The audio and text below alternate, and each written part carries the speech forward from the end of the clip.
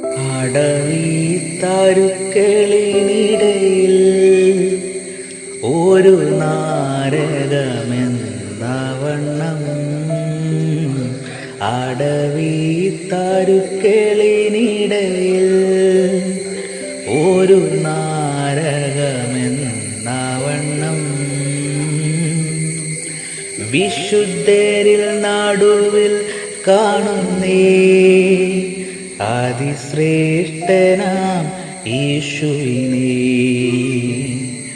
വിശുദ്ധരിൽ നടുവിൽ കാണുന്നേ അതിശ്രേഷ്ഠനാം യേശുവിനെ.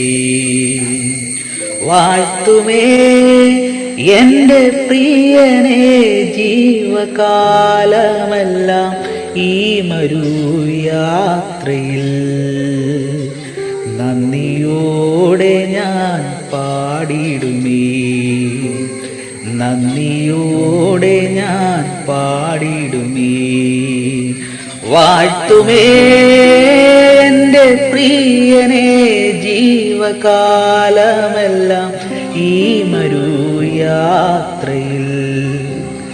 നന്ദിയോടെ ഞാൻ പാടിടുമേ, നന്ദിയോടെ ഞാൻ പാടിടുമേ. ദൈവത്തിൻ്റെ സ്തോത്രം. ഇന്ന് നിങ്ങളുമായി പങ്കുവെക്കുന്ന വചനം ലൂക്കോസ് 5-ാം അധ്യായത്തിലെ ചില കാര്യങ്ങളാണ്. പ്രിയ ദൈവമക്കളെ, ദൈവം ധാരാളമായി നിങ്ങളെ അനുഗ്രഹിക്കുമാറാകട്ടെ. 5-ാം അധ്യായത്തിൽ താഴേക്ക് വായിച്ചു വരുമ്പോൾ ഇങ്ങനെ ഒരു വാക്യം കിടപ്പുണ്ട്. യേശു സംസാരിച്ചു തീർന്നപ്പോൾ ശീമോൻ പത്രോസിനോട് പറയുകയാണ്, നീ ആഴത്തിലേക്ക് നീക്കി വല ഇറക്കുവിൻ.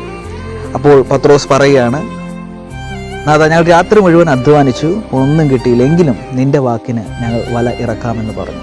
അങ്ങനെ വല ഇറക്കിയപ്പോൾ, ആഴത്തിലേക്ക് നീക്കി വല ഇറക്കിയപ്പോൾ പെരുത്ത മീൻകൂട്ടം ആ വലയിൽ കുടുങ്ങുവാനിടയായി. വല കീറാറായി. പ്രിയ ദൈവമക്കളെ, നിങ്ങളോട് ഞാൻ ആത്മാവിലൊരു ദൂത് കൈമാറാം. ദൈവം പറയുന്ന വാക്കിന് വില കൊടുക്കുകയാണെങ്കിൽ, ദൈവം പറയുന്ന കാര്യങ്ങൾക്ക് സ്റ്റെപ്പ് വെക്കാൻ നിങ്ങൾ തയ്യാറാണെങ്കിൽ, നിങ്ങളുടെ ജീവിതത്തിൽ ദൈവം വൻ കാര്യങ്ങൾ ചെയ്യുവാനിടയായി. ഇവിടെ പത്രോസിനോട് പറയാണ്, ആഴത്തിലേക്ക് നീക്കി വലയിറക്കുക.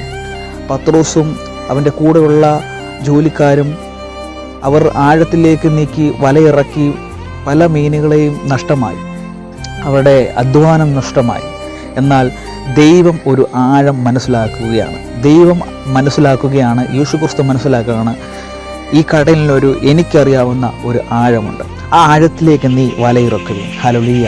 ഒരു നന്മയെ നിനക്ക് ഞാൻ തരാൻ പോകുക. പ്രിയ ദൈവമക്കളെ, ദൈവം പറയുന്ന ഒരു ആഴമുണ്ട്, ദൈവം കാണുന്ന ഒരു ആഴമുണ്ട്.